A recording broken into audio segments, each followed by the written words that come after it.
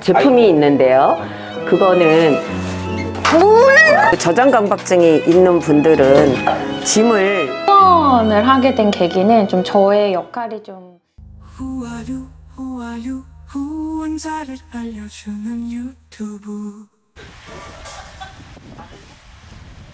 안녕하세요. 자기소개 한번 부탁드릴게요. 네, 안녕하세요. 하은의 착한 클린 대표 박영아입니다. 네, 운영 중인 청소업체 하은의 착한 클린 소개 한번 부탁드릴게요. 네, 하은의 착한 클린은 사회적 기업으로서 청소 서비스업의 인식을 개선하고 청소인들의 자긍심을 향상시키기 위해서 노력하는 사회적 기업입니다. 청소업을 시작하신 이유가 있으실까요? 예, 청소는 제가 이제 취약계층이에요. 그리고 경력 단절 여성인데 사회에 나와서 그 경제적인 활동을 하려고 할 때 저희 아이가 학생이었기 때문에 돌보면서 일을 하기는 청소업이 좋다고 생각을 해서 시작을 하게 됐어요. 창업하신 지 혹시 얼마나 되셨나요? 저희 창업한 지는 한 10년 정도 됐어요. 근데 사회적 기업이 된 거는 1년 됐고요. 이건 사회생활학교를 어떻게 참여하게 되셨어요? 독거노인들에 대한 관리 차원에서 발견되는 사례인데요. 생활하실 수가 없고 또 아프시기 때문에 드시는 것도 부실하고 그런데 너무 물건에 많이 노출되어 있고 그래서 이 작업을 하게 되었는데 이런 거는 사회적 기업이라든가 그런 유관기관들의 그런 협의체가 있어요. 저희가 사회적 기업 협의체가 있어서 그런 데서 서로 협의하에 진행을 하게 되었어요. 혹시 와보신 적 있으세요? 보신 적이 있어요? 처음 보고 처음 와봤습니다. 좀 충격이지 않나요? 많이 충격이네요. 네, 이렇게 사는 분들이 많이 있습니다. 곳곳에 있으세요. 그래 혼자 돌아가시는 분들도 있고 다행히 이렇게 주변의 관심으로 여기 계시던 분은 지금 병원에 가셨는데 참 다행인 거고요. 이런 집이 저 어르신들 중에는 이런 소외계층이 많이 있어요. 그래서 우리의 돌봄이 필요하고 관심이 필요하다고 생각을 해요. 단순히 청소를 넘어 삶의 질을 회복시킨다는 사명감도 있으실 것 같은데 네. 이에 대해서는 어떻게 생각하시나요? 네, 저희가 청소하러 들어가면 되게 열악한 환경과 그다음 지저분한 환경 이런 거 들어갔을 때는 아 여기를 어떻게 해야 되나 막 이런 생각이 있는데 그런 환경을 깨끗하게 바꾸고 나면 그런 피곤이 없어지고 되게 뿌듯하고 이 깨끗한 데서 살고 있는 사람들을 생각하면 정말 보람된 일이다. 좋은 일을 하고 있다라는 생각을 해요.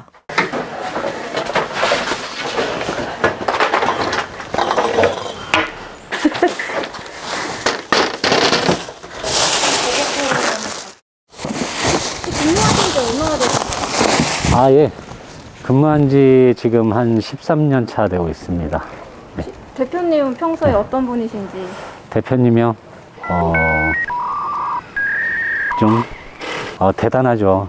저 나이에 또 여자분이 또 이런 일을 할 수 있다라는 게 그 도전 정신에 참 감동이 깊고요.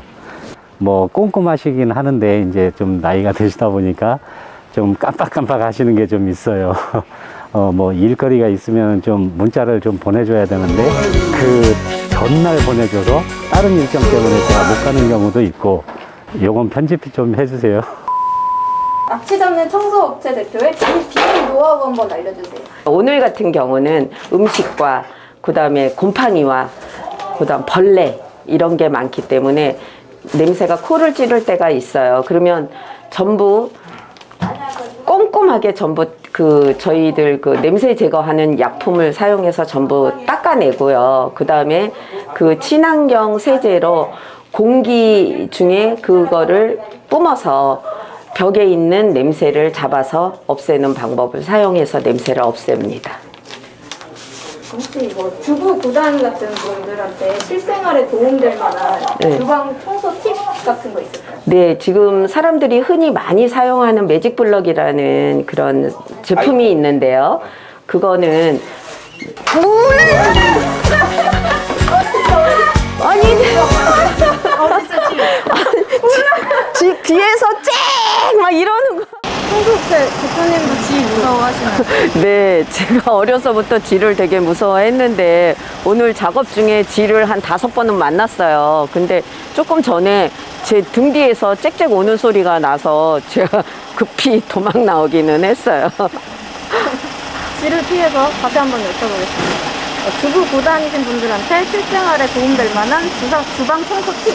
네, 청소들을 참 잘하시는데요. 한 가지 알려드리자면 매직 블럭이라고 되게 사용하면 좋은 제품이 있어요. 그런데 그거는 그 연마작용이 있기 때문에 독이 화장실에 있는 세면대 이런 데를 쓰면은 그게 잔 기스가 나요. 그래서 그런 거라든지 스덴 제품 같은 데는 그 매직 블럭을 사용을 안 하시는 게 좋아요.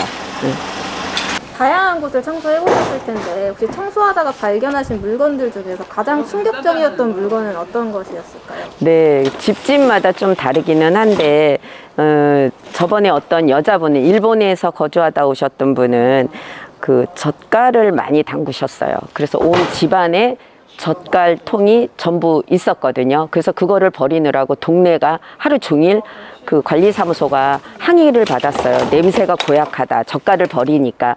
그리고 이제 오늘 같은 경우는 그 선반, 못 이런 거를 되게 많이 만드셔가지고 지금 보시면은 굉장히 많은 못과 선반이 있어요. 그래서 그거를 지금 저희가 해체하는데도 많은 시간이 걸렸어요.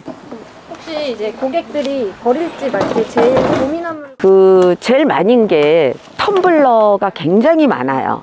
집에 가보면 텀블러가 작은 것 같은데 주방을 정리하다 보면은 굉장히 많은 텀블러가 발견이 되는데 사람들이 자연을 훼손하지 않기 위해서 일회용품보다는 텀블러 사용을 권장하기 때문에 괜찮다라고 생각하지만 너무 많은 텀블러라든가 이런 물품은 오히려 자연을 훼손하고 안 좋기 때문에 적당한 텀블러 사용 이런 것도 있으면 하는 게 좋지 않나 생각. 아까 안에서 그 청소 시작하신 계기 말씀해 주셨는데 좀 특별한 이유가 있다고 들었거든요. 혹시 좀 더 자세히 말씀해 주실 수 있으실까요? 아이를 케어하면서 할 수 있는 일이 무엇일까 생각했는데 청소를 하다 보니 시간도 자유롭게 쓸 수가 있고 오전이나 오후로 그다음에 또 종일 한다 그래도 좀 일찍 끝나요. 한 4, 5시면 끝나는 일이 많기 때문에 아이를 케어하기도 좋아서 이 일을 하게 되었는데 하다 보니 제가 창업을 해서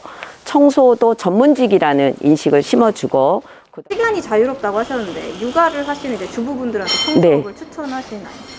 네, 아이를 키우는 전업주부라든가 이런 사람들은 오전이나 오후의 시간을 이용해서 청소를 할 수 있기 때문에. 그리고 따님이랑 같이 일하신다고. 네, 저희가 이제 사회적 기업이 하다 보니 준비해야 될 것도 많고 그다음에 관공서나 이런 서류 작성 이런 것도 있기 때문에 일을 접고 지금 청소업에 같이 하고 있어요. 혹시 제가 대표님 많이 닮았나요? 네, 저희 어머니께서 지금 청소 창업을 하시고 이제 아무래도 여러 가지 뭐 서류적인 업무들 그리고 고립되어 있는 청년들 이런 문제들을 많이 접하다 보니까 좀 또 젊은 기운으로서 소통할 이제 인력이 필요하다 하셔서 제가 열심히 돕고 있습니다. 청소업 하시기 전에 어떤 일 하셨어요? 저는 사실 음악을 연주를 하는 피아니스트였습니다. 아무래도 사회적 기업 쪽에 이제 교육적인 부분들 그리고 저희가 또 사회적으로 공헌하는 부분들 이런 부분이 저한테는 조금 더 와닿더라고요. 그래서 과감히 네, 청소 업계로 발을 담그게 되었습니다.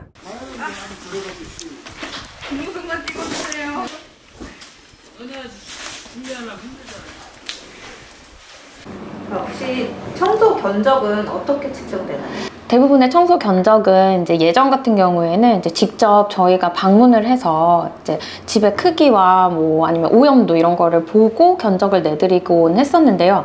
요즘은 많이 그런 게 이제 좀 간소화됐어요. 또 고객들의 니즈도 많이 바뀌어서 좀 어느 정도 이제 규격화되어 있고 뭐 정찰가가 되어 있다든지 이런 걸 많이 선호하시기 때문에 저희 같은 경우는 이제 최근 품목별로 뭐 에어컨이면 에어컨 아니면 화장실이면 소규모 화장실 이런 식으로 품목별로 가격을 좀 정해놓고 그거를 이제 상품처럼 판매하는 방법을 택하고 있습니다.